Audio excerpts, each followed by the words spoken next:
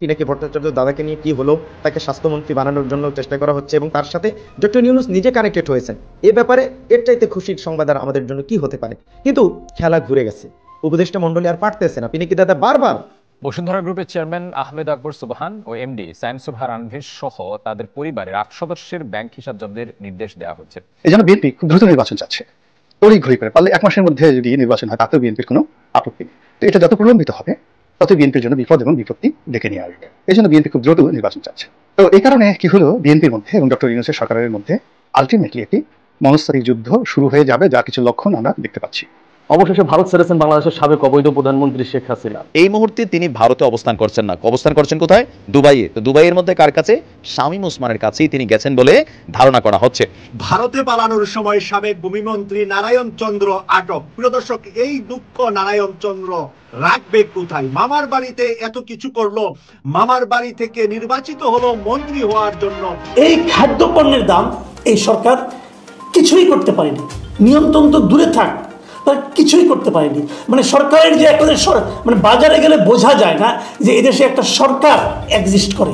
রাষ্ট্রপতি চুপ্পু দেশের বৃহত্তর স্বার্থে নিজ দায়িত্বে আপনি সসম্মানে, আপনাকে আমরা সালাম দিয়ে আমরা বলতে চাই আপনি চলে যান।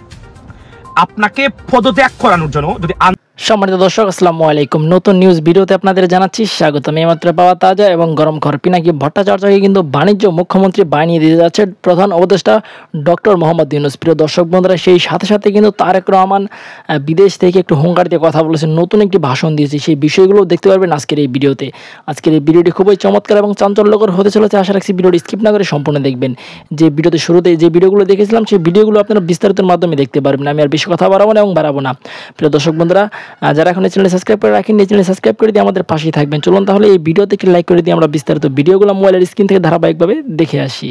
এই খাদ্যপণ্যের দাম এই সরকার কিছুই করতে পারেনি, নিয়ন্ত্রণ তো দূরে থাক, কিছুই করতে পারেনি। মানে সরকারের যে একটা মানে বাজারে গেলে বোঝা যায় না যে এদেশে একটা সরকার এক্সিস্ট করে, বোঝা যায় না। এবং এটা নিয়ে সরকারের কোনো হেলদোল, কোনো চিন্তা, কোনো চেষ্টা, মানে আপনি পারলেন কি পারলেন না সেটা তো অন্য আলাপ। আপনি দাম কমাতে পারলেন কিনা, দাম নিয়ন্ত্রণে রাখতে পারলেন কিনা সেটা তো পরের কথা। তার আগের কথা হলো আপনি কি দাম কমানোর অথবা দাম নিয়ন্ত্রণে রাখার চেষ্টা করলেন?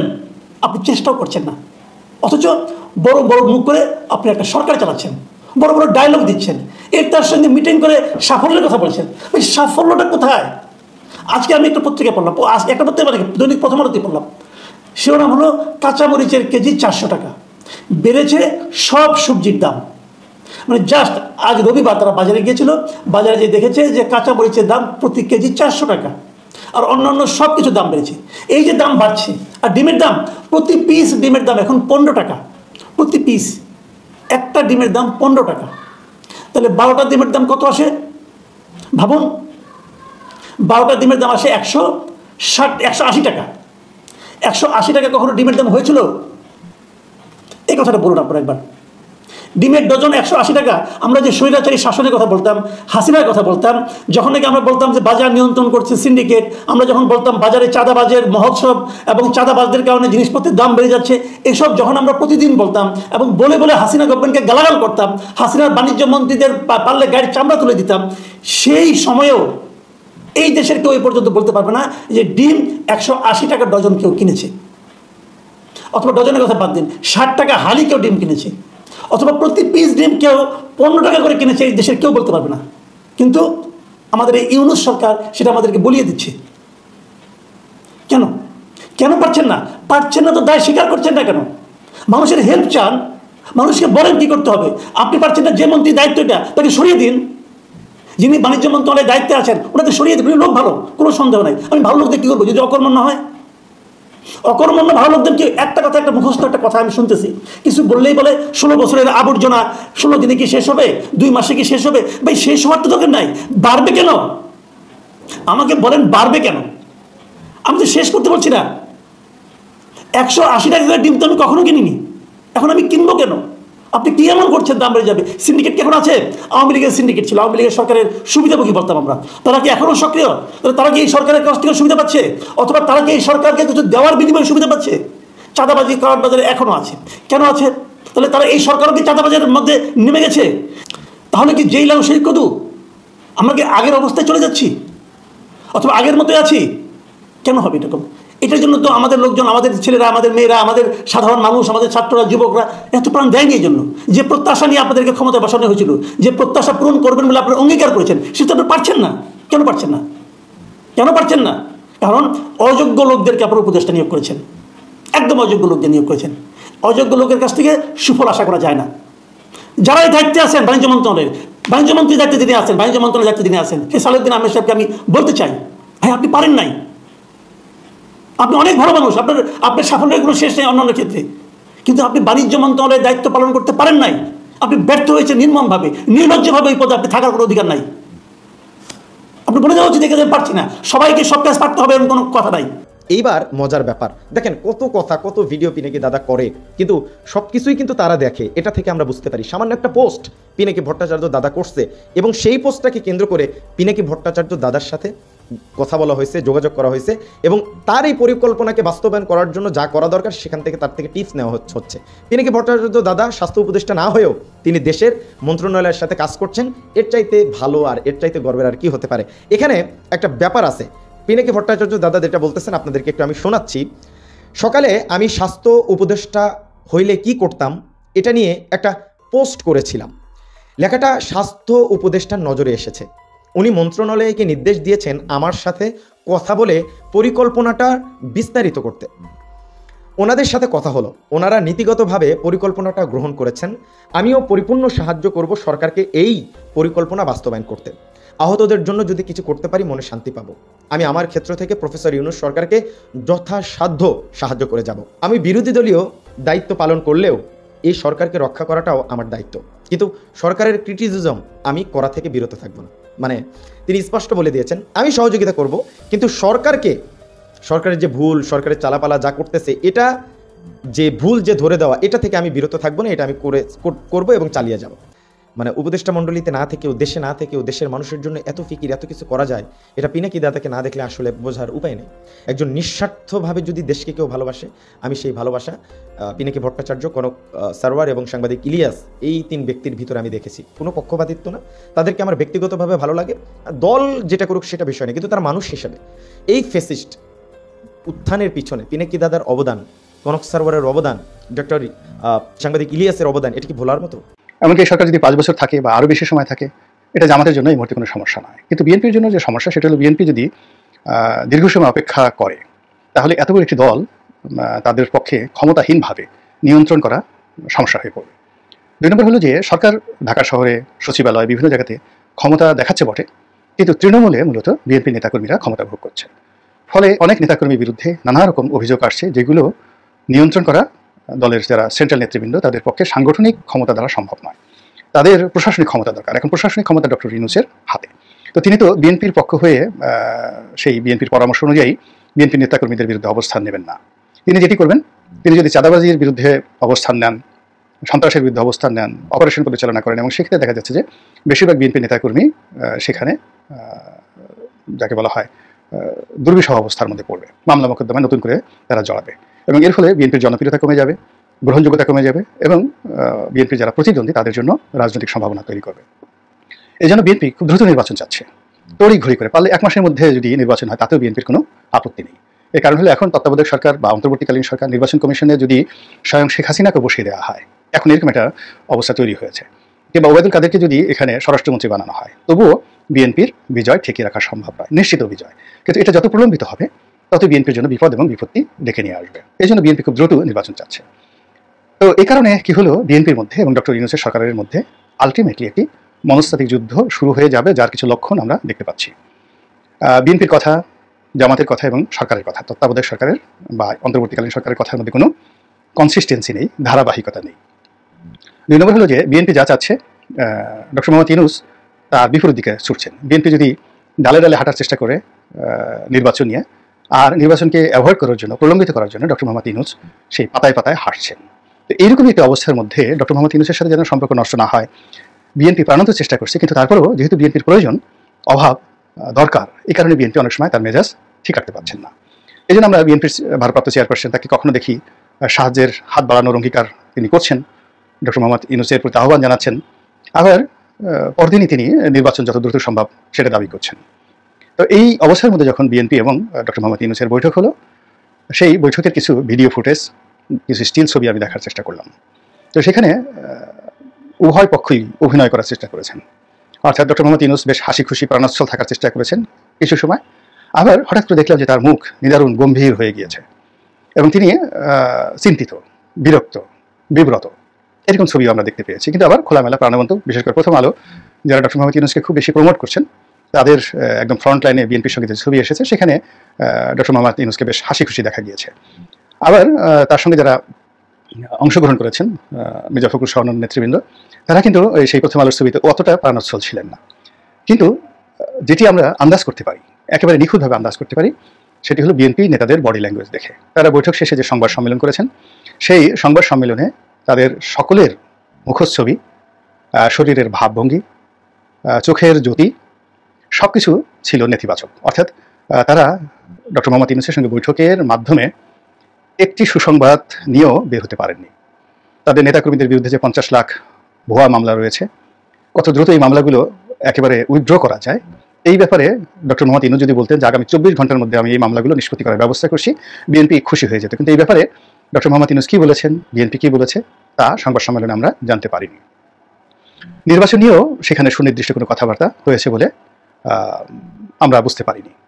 সেখানে ফরমাল আলোচনা হয়েছে, হয়তো চা পানি খাওয়া দাওয়া হয়েছে, এবং সেখানে বিএনপি অনেকগুলো দাবিনামা পেশ করে আসছে, যেটি ডক্টর ইউনূসের জন্য খুবই নেতিবাচক এবং বিএনপির জন্য নেতিবাচক। যেখানে আগামীতে 6 মাস পরে যদি নির্বাচন হয়, 3 মাস পরে নির্বাচন হয়, এমনকি 5 বছর পরেও নির্বাচন হয়, তো সেই নির্বাচনের মাধ্যমে বিএনপি নিশ্চিত ক্ষমতায় আসবে। তো সেখানে বিএনপিকে কেন 17 দফা, 13 দফা বা 14 দফা দাবিনামা ডক্টর মোহাম্মদ ইউনূসকে পেশ করতে হবে? ইট মিনস বিএনপি একটা দুর্বলতম অবস্থায় পড়ে গিয়েছে এবং তারা যে ক্ষমতায় আসবে, সেই ক্ষমতায় আসার যে বিষয়টি, সেই বিষয়টি নিয়ে তাদের যথেষ্ট সন্দেহ দেখা দিয়েছে। আদারওয়াইজ আনলেস তাদের যে প্রপোজালগুলো, সেই প্রপোজালগুলোর মধ্যে submission, the way of submission, সেখানে অনেকটা কমান্ডিং ভয়েস থাকতে হবে যে you have to do this thing, এই কাজগুলো আপনাকে এতদিনের মধ্যে করতে হবে। এটা আলটিমেট তাকে একটা আলটিমেট টাইম দিতে হবে যদি বিএনপি নিজেকে যোগ্যতম, নিজেকে সুবিধাজনক একটি অবস্থায় বিবেচনা করত। কিন্তু তা না করে যখন তারা দাবিনামা পেশ করছে, তাহলে এই যে তাদের এই দাবিনামা পেশ করাটা, এটি 2018 সালের নির্বাচনের আগে মির্জা ফখরুল গণভবনে গিয়ে শেখ হাসিনার নিকট যে দাবিনামা পেশ করেছিলেন, সেই দাবিনামা পেশ করা আর ডক্টর ইউনূসের কাছে দাবিনামা পেশ করার মধ্যে এক সুতো পার্থক্য থাকবে না। যদি বিএনপির মনে সেই ধরনের আত্মবিশ্বাস থাকে যে আমরাই দেশের বৃহত্তম দল, আমরাই ক্ষমতায় আসছি, সেক্ষেত্রে প্রকৃতিগতভাবে তাদের মধ্যে একটা কমান্ডিং অ্যাটিটিউড তৈরি হয়ে যাবে এবং তারা সরকারকে যে প্রস্তাবনা দেবে, সেই প্রস্তাবনাগুলো প্রস্তাবনা আকারে থাকবে, ভদ্রতা আকারে থাকবে, কিন্তু সেটা সরকারকে মান্য করতে হবে এবং সরকারের সেটা মান্য করা ছাড়া কোনো ওয়ে থাকবে না। এইরকম একটি যাকে বলা হয় মেসেজ তাদের বডি ল্যাঙ্গুয়েজে তারা ফুটিয়ে তুলবে, কথাবার্তা তারা ফুটিয়ে তুলবে, যেটি আমি তাদের সেই বক্তব্যের মধ্যে দেখিনি। ব্রেকিং ব্রেকিং ব্রেকিং দর্শক, গেল কয়েকদিন যাবৎ গুঞ্জন ছিল যে মার্কিন যুক্তরাষ্ট্রের একটা প্রতিবেদন যখন সামনে আসছিল, যে ভারতের পররাষ্ট্র মন্ত্রণালয়ের কাছে জানতে চাওয়া হয়েছিল যে শেখ হাসিনা তোমাদের দেশে আর কতদিন থাকবে। এই প্রশ্নটা যখন সামনে আসছে, তখন ভারতের পররাষ্ট্র মন্ত্রণালয় বলছিল যে খুব শীঘ্রই তিনি ভারত ছেড়ে চলে যাবেন, গন্তব্য হচ্ছে মধ্যপ্রাচ্যের দেশে। তো প্রশ্ন হচ্ছে, মধ্যপ্রাচ্যের কোন দেশে? সোজা অ্যান্সার, আরব আমিরাতে এই মুহূর্তে আছেন সাবেক প্রধানমন্ত্রী শেখ হাসিনা। তো সেখানে কার কাছে গেলেন? ওনার যারা ফ্যামিলি মেম্বার আছেন প্রত্যেকেই ইউরোপ আমেরিকার রাষ্ট্রগুলোতে এস্টাবলিশড, কিন্তু তিনি আরব আমিরাত কোথায় গেলেন? তিনি কি আরব আমিরাতে দুবাইয়ের আছেন, নাকি তিনি অন্য জায়গায় আছেন, অথবা তাকে কি সরকারি কোনো প্রটোকল দেওয়া হচ্ছে, নিরাপত্তা দেওয়া হচ্ছে? এরকম নানান প্রশ্ন যখন ঘুরপাক খাচ্ছে, দিন শেষে খেলা হবে। শামীম ওসমান ভাই খেলে দিয়েছেন। এবার আসেন, ঘটনাটা শুরুয়াত হয়েছে আজ থেকে 4-5 দিন আগেই। ভারতের গণমাধ্যমগুলো এবং বিশেষ সূত্র, একাধিক নির্ভরযোগ্য সূত্র বলছে যে গতকালকেই আপনার এই বিষয়টা সামনে আসছে যে এই মুহূর্তে তিনি ভারতে অবস্থান করছেন না। অবস্থান করছেন কোথায়? দুবাইয়ে। তো দুবাইয়ের মধ্যে কার কাছে? শামীম ওসমানের কাছেই তিনি গেছেন বলে ধারণা করা হচ্ছে। বলা হচ্ছে যে আপনার গেল কয়েকদিন আগে শামীম ওসমানের একটা ছবি আপনারা নিশ্চয়ই দেখেছেন, যে দুবাইয়ের একটা শপিং মলে শামীম ওসমানকে দেখা গেছে, আর সেখানে তিনি আবার যারা ছিল তাদেরকে ছবি তুলতে নিষেধ করছিলেন। তো হঠাৎ করে শামীম ওসমানের দুবাই যাওয়া, সেই জায়গাটা থেকে আলোচনায় আসছে। আমরা যদি দেখি বাংলাদেশের প্রথম সারি গণমাধ্যমগুলোর পাশাপাশি অনেকগুলো নিউজ আসছে। দ্য ডেইলি ক্যাম্পাসের নিউজটার মধ্যে এই প্রতিবেদনটা তারা বলছে যে যুক্তরাষ্ট্র ভারতের কাছে যখন জানতে চেয়েছে, এরপরে ভারত বলছিল যে খুব স্বল্প সময়ের মধ্যেই মধ্যপ্রাচ্যের কোনো একটি দেশে তিনি যেতে চাচ্ছেন। আর তবে ঠিক কবে নাগাদ তিনি আরব আমিরাতে পৌঁছেছেন সেটা সম্পর্কে স্পষ্ট কোনো তথ্য সামনে আসেনি। সম্প্রতি আরব আমিরাতে আপনার সাবেক সংসদ সদস্য শামীম ওসমানকে দেখা গিয়েছে। এরপরই বলা হচ্ছে যে শেখ হাসিনা তার কাছেই এই মুহূর্তে অবস্থান করছেন। তবে অবশ্যই যেহেতু তিনি সাবেক প্রধানমন্ত্রী, দুবাই সরকার কর্তৃক মিনিমাম লেভেলের একটা প্রটোকল হয়তোবা তিনি পাচ্ছেন। আর এ বিষয়ে ভারতের গণমাধ্যমগুলোর বক্তব্য যে তারা মেকশিওর করছে যে শেখ হাসিনা বিশেষ একটা ফ্লাইটে তিনি আপনার আরব আমিরাত চলে গিয়েছেন। তবে প্রশ্ন হচ্ছে কেন ভারতের মতো নিরাপদ দুর্গ ছেড়ে তিনি আরব আমিরাতে গিয়েছেন? এটার জন্য অনেকেই বলছেন যে ভারত আপনার সাম্প্রতিক সময় বেশ কয়েকটা বৈঠক করেছে। আমি আপনাদেরকে নিজেরও নিউজগুলো দিছি, সর্বদলীয় বৈঠক। এই সর্বদলীয় বৈঠক ভারত নিজেদের ইস্যুতে একত্রিত হইতে না পারলেও পররাষ্ট্রনীতিতে তারা কিন্তু একত্রিত হয়, যেহেতু বাংলাদেশের সাথে একটা বিশাল সীমান্ত। সেই কারণে যদি শেখ হাসিনা ভারতে থাকে তাহলে আপকামিং যে সরকারটা আসবে সেটা আসবে বিএনপি সরকার। আর ডক্টর ইউনূসের সরকারও এই মুহূর্তে কিছুটা ঝামেলায় পড়বেন। শেখ হাসিনার যেহেতু সেখানে মেয়াদ নাই, ভিসার মেয়াদ নাই, বিশেষ প্রটোকলে তাকে রাখারও সুযোগ নেই, তো কূটনৈতিক সম্পর্কটা যেন দূরত্ব না হয়, কারণ ভারত বাংলাদেশকে কনসার্ন করে চলতে হয়। তো সেই বিষয়গুলো মাথায় রেখে সাময়িকভাবে শেখ হাসিনাকে ভারত থেকে সরিয়ে নিজেদের জায়গায় স্পষ্ট করেছে। আর অবশ্যই ভারতের কোনো না কোনো প্ল্যান বি আছে, কারণ আওয়ামী লীগের দুর্গই হচ্ছে ভারত, একটা প্রধান শক্তিশালী দুর্গ। সেখান থেকে তিনি আরব আমিরাত গিয়েছেন, হয়তোবা ওইখান থেকে তাকে কীভাবে বাংলাদেশের রাজনীতিতে সক্রিয় করা যায়, পুনর্বাসন করা যায়, এ নিয়ে কিন্তু বেশ প্রতিবেদন আপনারা ভারতের গণমাধ্যমগুলোতে প্রতিনিয়ত দেখছেন। পশ্চিমা বিশ্লেষকরা যারা আছেন তারাও কিন্তু মন্তব্য করছেন। তবে এই মুহূর্তে আরব আমিরাত যাওয়ার পরে শেখ হাসিনার অবস্থান নিয়ে সুস্পষ্ট কোনো নিউজ আসে না যে তিনি আসলে কি শামীম ওসমানের কাছে আছেন অথবা আলাদা কোনো প্রটোকলে অন্য কোথাও আছেন। তার উপস্থিতি নিয়ে আসলে এখন কোনো ছবি বা ফুটেজ সামনে আসে নাই। তবে গণমাধ্যমগুলো বলছে, ভারত বলছে যে শেখ হাসিনা আরব আমিরাতে গিয়েছেন। একজন এক্সিকিউটিভ ম্যাজিস্ট্রেট তাপসী তাবাসসুম উর্মি ওনার নাম। তিনি কর্মরত অবস্থায়, রাষ্ট্রীয় কাজে কর্মরত অবস্থায় এমন কিছু মন্তব্য করেছেন বর্তমান সরকার এবং সরাসরি প্রধান উপদেষ্টাকে নিয়ে। সেটা নিয়ে গতকাল সারাদিন বেশ আলোচনা সমালোচনায় মুখর ছিল আমাদের সামাজিক যোগাযোগ মাধ্যম। বলা বাহুল্য, সমালোচনা অনেক বেশি ছিল।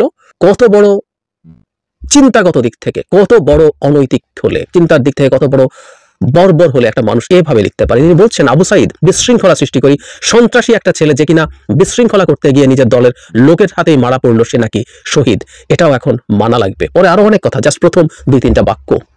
আমি বহু আওয়ামী লীগের মানুষকে, আওয়ামী লীগ করা মানুষকে বলতে শুনেছি যে সাইদের ভিডিও দেখার পর তারা আর ওটা নিতে পারেননি।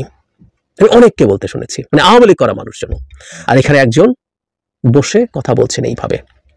তিনি শেয়ার করছেন নিঝুম মজুমদারের ভিডিও, যেখানে নিঝুম মজুমদার বলছেন অতি তুচ্ছ মানুষ নাকি ডক্টর আসিফ নজরুল, তিনি কিভাবে জাফর ইকবালের মতো ক্ষুদ্র মানুষ, আসিফ নজরুল ক্ষুদ্র মানুষ, জাফর ইকবালের মতো মানুষকে নিয়ে কিভাবে সমালোচনা করে। আমাদের মনে থাকার কথা, ডক্টর জাফর ইকবাল সম্পর্কে ডক্টর আসিফ নজরুল মুভমেন্টের দিনগুলোতে খুব ব্রাইটলি, বেশ টাফ কিছু কথা বলেছিলেন, খুব ব্রাইটলি, আই রিপিট। আর কে ক্ষুদ্র আর কে বড় এদেশের মানুষ দেখছে, মানুষ জানে। একজন আসিফ নজরুলের তুলনায় একজন জাফর ইকবাল ইজ নবডি, কেউ না। উনি জিরোও নন। জাফর ইকবাল নেগেটিভ। যে মানুষটা একটা মাফিয়া সরকারের দোসর ছিল পুরো এন্টায়ার সময়ে, যার কাজ ছিল সেই সরকারের বয়ান তৈরি করা, সেই মানুষটার আর কোথায় কি প্রতিভা আছে অনেকে এগুলো নিয়ে প্রশ্ন করছেন। আমি সেদিকে যাচ্ছি না, সেটা দেখার কিছু না। তার মতো খারাপ মানুষ, দেশের স্বার্থবিরোধী মানুষ আর কেউ হতে পারে না। আসিফ নজরুল, ডক্টর আসিফ নজরুল সরিয়েই রাখি, এই মানুষটা দীর্ঘদিন থেকে এই দেশের জনগণের পক্ষে কথা বলেছে। একেবারে সাধারণ একজন মানুষ, যে মানুষটা এই রাষ্ট্র এই সব চিন্তায় যায় না, জাস্ট খেটে খায়, খুব সাধারণ জীবনযাপন করে, কষ্ট করে জীবনযাপন করে, তার চাইতে অনেক বেশি নিচুতে অবস্থান করে। ওই মানুষটা অনেক মহৎ মানুষ আমি মনে করি, কারণ উনি সৎ জীবনযাপন করেন এবং আমি সেই পরিশ্রম করা মানুষটার কথা বলছি, এবং উনি রাষ্ট্রের জন্য ক্ষতিকর নন, উপকার করেন। তার যতটুকু সাধ্য আছে তার পেশার মাধ্যমে তিনি ভ্যালু অ্যাড করেন। কিন্তু জাফর ইকবালদের মতো মানুষ এই রাষ্ট্র ধ্বংসের সাথে জড়িত থাকেন, ধ্বংসের সাথে জড়িত থাকেন। এটাকে এই তাপসী তাবাসসুম মনে করছেন, আমি জানি না ওই ভিডিও কন্টেন্ট কি আছে, ওই ভদ্রলোকের ভিডিও অ্যানালিসিস কোনোদিন শুনতে যাইনি, কিন্তু এটা হেডলাইন যখন এরকম হয় সেটাকে শেয়ার করার যোগ্য বলে মনে করছেন এই ম্যাজিস্ট্রেট। স্বাধীনতার পক্ষ আর স্বাধীনতার বিপক্ষ শক্তি, মিস তাপসীর খুব ভালো হতো যদি সংবিধানের আমাদের যে প্রিয়াম্বলে লেখা আছে আমাদের স্বাধীনতার ঘোষণাপত্র, সাম্য, মানবিক মর্যাদা, সামাজিক ন্যায় বিচার, এটা যদি আমাদের স্বাধীনতার পক্ষে থাকার বিষয়, স্বাধীনতা চেতনা হয়ে থাকে, জাস্ট মিলিয়ে নিলেই চলবে। অত্যন্ত বেসিক নলেজ সম্পর্কে যে কেউ বলতে পারে আওয়ামী লীগের মতো স্বাধীনতা বিরোধী শক্তি বাংলাদেশের ইতিহাসে আর কোনোদিন ছিল না। একটা নির্বাচনের সঠিক পাওয়ার ট্রান্সফার না হওয়ার কারণে যে বাংলাদেশ তৈরি হয়ে গিয়েছিল, যুদ্ধ হয়ে গিয়েছিল, যেটাতে আমরা স্বাধীন হয়ে গেলাম, সেই নির্বাচনটুকু বাংলাদেশে তার প্রিয় দল আওয়ামী লীগ, শেখ হাসিনা রাখেননি। সুতরাং উনি যখন স্বাধীনতা বিরোধী শক্তি বলেন, একটু ভেবে তার বলা উচিত, বলা দরকার। ইতিহাসে আর কখনো আসেনি। তাপসী মাঠে নামলেন কেন, আলাপ এখন আসলে সেটা। এবং আমি বলেছি যে আমি আওয়ামী লীগের কিছু মানুষজনকে বাহবা দিতে দেখছি, জাতীয় পতাকা তাকে দিচ্ছেন, তাকে হাততালি দিচ্ছেন যে উনি বিরাট বিপ্লব ঘটিয়ে ফেলেছেন। আমি এটা বলতেই চাই, বলতে পারি, সেটা হলো বাংলাদেশে আওয়ামী লীগের এক ধরনের পুনরুত্থান ঘটানোর চেষ্টা হচ্ছে। আমরা অনেকগুলো কনটেক্সট যদি একত্র করি, ভারতের মিডিয়াতে লেখা হচ্ছে শেখ হাসিনা নিজে তার ফোন কল রেকর্ড করিয়ে মাঠে ছাড়ছেন, দু একজন একটু কথা বলছেন, ইনফ্যাক্ট কথা বলা যাবে না তা না, কথা বলা যেতেই পারে। কিন্তু আমরা একটা কথা প্রথম থেকে বলছি, সেই মানুষগুলোকে নিয়ে আমরা আসলে ওইভাবে আলাপ করতে চাই যারা আওয়ামী লীগের এই বিভৎসতা, বর্বরতাকে সাফাই গাইছে। মানে একটা মানুষ কেমন হলে আবু সাইদ সম্পর্কে এই ধরনের কথা বলা যায়, বলছেন তিনি। সো তারা তাকে মাঠে নামাচ্ছেন, মাঠে নামিয়েছেন এবং মাঠে নামিয়ে তারা এই জিনিসগুলোকে প্রাসঙ্গিক রাখার চেষ্টা করছেন। এবং যেটা হয়, আমাদের এখানে যেটাই ঘটুক না কেন, এটাকেই ফুলিয়ে পাপিয়ে ভারতের বেশ কিছু মিডিয়া আছে বসে আছে বলার জন্য, এবং তারা এখন দেখাবেন দেখো সরকারি চাকরিতে থেকেও এই রকম একজন প্রতিবাদ করেছে, এত ভালোবাসে তারা প্রিভিয়াস রেজিমকে, এবং একজন সরকারি চাকরি করেও ডক্টর ইউনূসের স্বাধীনতা বিরোধিতা করছে। এগুলো মার্কেটেড হবে, এদেরকে মাঠে নামানো হয় আসলে এই সব কারণে। খুব বেশি লাভ হবে? আমি খুব বেশি লাভ দেখি না, কারণ বাংলাদেশের মানুষ খুব ভালো মতো জানে কি হয়েছে, এবং আমরাও আমাদের জায়গা থেকে এই জিনিসগুলো নিয়ে যখন আলোচনা করবো, আমরা এই জিনিসগুলো ডিবাঙ্ক করার সম্ভাবনা ভালোভাবেই আমরা দেখবো। কিন্তু একটা কথা একটু সরকারের সতর্ক থাকার দরকার আছে, কারণ আমি যতই বলি না কেন গ্লোবালি তথ্যগুলো এক্সিজারেটেড হয়। যা ঘটছে সেটা ভারতের মিডিয়া তো বটেই, সারা পৃথিবীর বিভিন্ন গুরুত্বপূর্ণ মিডিয়াতে ভারতীয় বংশোদ্ভূত লোকজন আছে, এবং অন্যান্য জায়গায় থিঙ্ক ট্যাঙ্কে আছে, বিভিন্ন সরকারে আছে। আমি আগেও একদিন তাদের সফট পাওয়ারের কথা বলেছিলাম, ভারতের সফট পাওয়ার নিয়ে ডিটেইল আলোচনা করবো একদিন। সো সেগুলোর ব্যাপারে আমাদের একটু সতর্ক থাকা দরকার আছে। আলোচনায় বরাবরই তারেক রহমান, তবে আজকের আলোচনাটা একটা ভিন্ন রকম আলোচনা। ভিডিওর টাইটেল হেডলাইন দেখে আপনি যেমন চমকে গেছেন, আমিও চমকে গিয়েছিলাম যখন প্রতিবেদনটি আমাদের গণমাধ্যমে এসেছে। এই মুহূর্তে এই আওয়ামী লীগ সরকারের পতনের কৃতিত্ব কার, সে নিয়ে যখন সোশ্যাল মিডিয়া প্ল্যাটফর্মে একে অন্যের সাথে হালকা হালকা কাদা ছোড়াছড়ি হচ্ছে, এরই মাঝখানে গোপনে দীর্ঘদিন যাবৎ কিছু কাজ করছেন তারেক রহমান, যেটা সম্পর্কে খোদ বিএনপির নেতাকর্মীরা জানে না। এরকম হেডলাইনের বিষয়টা অনেকটা নেগেটিভ নিউজ মনে হলেও ভেতরের নিউজটা কিন্তু আসলে খুবই পজিটিভ একটা নিউজ। তো লম্বা একটা সময় ধরেই তো প্রায় আপনার কি বলা যায় 7 বছর ধরে দলের ভারপ্রাপ্ত চেয়ারম্যানের দায়িত্ব পালন করছেন তারেক রহমান।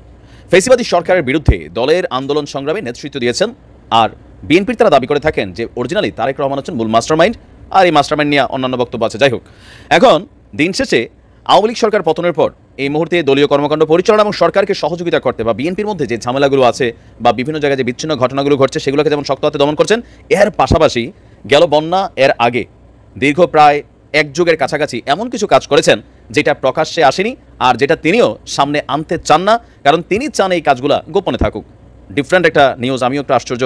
আমাদের পলিটিশিয়ানরা একটা পলিথিন দিয়ে 1 পোটলা মাল দিতে গেলে 20 জন মানুষ ধরে নিতে ধরে, তো সেখানে গণমাধ্যম দাবি করছে ভিন্ন কথা। অবশ্য ক্ষমতায় আসার আগে আমাদের গণমাধ্যমগুলো এরকমই লিখে, আবার ঘটনা সত্য হতে পারে। যাই হোক, তো কী হচ্ছে মূল ঘটনা, যে আপনার দলীয় নেতাকর্মীদের বাইরে সাধারণ অসহায় মানুষদের জন্য নানা ধরনের সেবা কার্যক্রম তিনি চালিয়ে যাচ্ছেন। বিদেশে অবস্থান করলেও এসব কর্মকাণ্ড তিনি নিজেই পৃষ্ঠপোষকতা করেন আর তদারকিও করেন। তারেক রহমানের ঘনিষ্ঠ সূত্র বলছে হিউজ পরিমাণ তিনি দান করেন, নেতাকর্মীদের জন্য অনেক দান করেন, পাশাপাশি যারা সমাজের গরিব মানুষ আছে তাদের জন্য তিনি গোপনে এই সকল কর্মকাণ্ড চালিয়ে যাচ্ছেন। তো কেন আসলে প্রকাশ করে না? পলিটিশিয়ানরা তো প্রকাশেই ব্যস্ত। তো বক্তব্য আসছে আত্মতৃপ্তির জন্যই তিনি এসব কাজ করে গেছেন বা এখনও যাচ্ছেন। অসহায় অনেক পরিবারের পুরো দায়িত্ব নিয়ে রেখেছে তারেক রহমান। তার তত্ত্বাবধানে পরিচালিত হয় বাংলাদেশের অনেক মাদ্রাসা এবং হাসপাতাল, নিজ উদ্যোগেই এগুলোর খরচও বহন করেন তিনি। বিএনপির স্থানীয় নেতাকর্মীদের অনেকে জানে না যে তাদের এলাকার এই মাদ্রাসাটা বা এই হাসপাতালটা নাকি তারেক রহমানই পরিচালনা করছেন বা অর্থনৈতিক যোগানদাতা। বিএনপির পাশাপাশি এই সকল কর্মকাণ্ডে জিয়াউর রহমান ফাউন্ডেশন এবং আমরা বিএনপি পরিবার নামক সংস্থার মাধ্যমে এই কার্যক্রমগুলো পরিচালিত হচ্ছে। প্রথমে বৃদ্ধ এবং এতিম এমন 25টি পরিবারের দায়িত্ব নিয়ে রেখেছেন তারেক রহমান, আর এখন এই পরিবারের সংখ্যা ছাড়িয়ে গেছে 1300। খুবই আশ্চর্যজনক ইস্যু। এর মাঝখানে এভিডেন্সও নিয়ে আসছে। একটা পরিবার বগুড়ার গাবতলীতে থাকে, পরিবারের কর্তা পেশায় গ্রাম্য ডাক্তার ছিলেন। হার্ট অ্যাটাকে মারা যাওয়ার পর এক ছেলে এক মেয়ে ছিল। বিষয়টি তারেক রহমান জেনে নিজেই তাদের লেখাপড়ার দায়িত্ব নিয়েছেন। দায়িত্ব নেওয়া শিক্ষার্থীদের 14 জনের মতন এখন চিকিৎসক হয়ে তারা এখন বিভিন্ন জায়গায় চিকিৎসা দিয়ে যাচ্ছেন। এভাবেই মানে বিশাল হিস্ট্রি। আমি আশ্চর্য হয়েছি। যেমন আমরা যদি একটা মাদ্রাসার কথাও এখানে উদাহরণ হিসেবে আনি, বলা হচ্ছে বগুড়ার গাবতলী থানায় লাঠিগঞ্জের 3 মাথার মোড়ে এতিমদের জন্য একটা মাদ্রাসা আছে। এই মাদ্রাসায় পড়া প্রায় সব শিক্ষার্থীর দৃষ্টিশক্তি নেই বা আংশিক আছে। এই মাদ্রাসার প্রধান শিক্ষক অন্ধ। তার উদ্যোগেই এই মাদ্রাসাটা তিনি করেছিলেন। 2011 সালে যখন এই মাদ্রাসার কথা তারেক রহমান জানতে পারেন, তখন তিনি এই মাদ্রাসার পরিচালনার দায়িত্ব নেন এবং তখন থেকে এই পর্যন্ত আপনার এই মাদ্রাসার সকল খরচ তিনি বহন করে যাচ্ছেন। 2017 সালের দিকে মাদ্রাসা একটি চক্ষু ক্যাম্পেরও তিনি আয়োজন করেছিলেন। তো বোঝাই যাচ্ছে অনেক জায়গায় অনেক কাজ, ইভেন এভিডেন্স সহ সামনে আসছে। সারা দেশে 144টি পরিবারকে প্রতি মাসে আলাদা ভাতা দিচ্ছেন তারেক রহমান। 1500 টাকা থেকে শুরু করে 7,500 টাকা পর্যন্ত সহযোগিতা দেওয়া হয়। আর এছাড়া গুম খুন হওয়া ব্যক্তিদের পরিবারগুলোর মধ্যেও নানান ধরনের সহযোগিতা তিনি পালন করেন। তো খারাপ না, উদ্যোগগুলো ভালোই। এর পাশাপাশি দলীয় নেতাকর্মীদের জন্য তার যেই অবদান, লক্ষ্মীপুরের কমলনগরে যুবদল নেতা ফেরদৌসকে পুলিশ ধরে নিয়ে নির্যাতন করার 15 দিন পর তিনি কারাগারে মারা গিয়েছিলেন। নিহত ওই যুবদল নেতার পরিবারের পাশে দাঁড়িয়েছিলেন তারেক রহমান। উপহার হিসাবে 1 খণ্ড জমি কিনে ঘর নির্মাণ করে দিয়েছেন। ঘর এবং জমি পেয়ে খুশি নিহতের স্ত্রী জেসমিন আক্তার। 2 সন্তানকে নিয়ে এখন তারা মোটামুটি কোনো রকমে চলছে, খারাপ না। কিন্তু দীর্ঘদিন যাবৎ এই বিষয়গুলো গোপন থাকলেও ফাইনালি তিনি ধরা খেয়ে গেছেন। বিএনপির খুবই আভ্যন্তরীণ সূত্র থেকে এই তথ্যগুলো প্রকাশ করে দিয়েছে যে দেখেন তারেক রহমান তলে তলে আসলে কি কর্মকাণ্ড চালায়, যেটা সম্পর্কে ওই যে বললাম না, স্থানীয় বিএনপি নেতারা যারা তাদের মাদ্রাসা বা স্থানীয় কোনো একটা হাসপাতালে তারেক রহমানই অর্থায়ন করে এগুলো চালাচ্ছে। তবে ওই যে এই কথাগুলো শুনে যেটা মনে হলো আর কি, যে দান এমনভাবে করা উচিত এক হাতে করলে আরেক হাতে টের যেন না পায়, খারাপ না। পলিটিশিয়ানদের মধ্যে এই ধরনের গুণাগুণ থাকা ভালো। তবে এই খবরগুলো আমাদের গণমাধ্যমগুলোর একটা রোগ আছে কি, যখন দেখে কোনো ব্যক্তি ক্ষমতায় আসে তখন তার এরকম ভালো খারাপ অনেক কাজের খবরই প্রকাশ হয়, আর যখন ক্ষমতায় থেকে সরে যায় তারা নিয়ে কথাই বন্ধ হয়ে যায়। এই খবরগুলো ভালো খবর সবসময় প্রকাশ করা উচিত। ভালোটা ভালোই, যেই দলের মানুষই করুক ভালো কাজকে সাপোর্ট করতে হবে। ভালো থাকুন। প্রিয় দেশবাসী, শুরু থেকে শেষ পর্যন্ত যারা এই ভিডিওটি দেখেছেন সকলকে জানাই অসংখ্য অসংখ্য ধন্যবাদ। যারা এরকম নিউজ ভিডিও পেতে পছন্দ করেন তারা অবশ্যই এই চ্যানেলটি সাবস্ক্রাইব করে পাশে থাকা বেল আইকনটি বাজিয়ে দিবেন। যারা এখন এই ভিডিওটি শেয়ার করেননি, এই ভিডিওটি দ্রুত শেয়ার করে সকলকে দেখার সুযোগ করে দিন। আজকের মতন এই পর্যন্ত, দেখা হচ্ছে পরবর্তী কোনো ভিডিও নিয়ে ইনশাল্লাহ।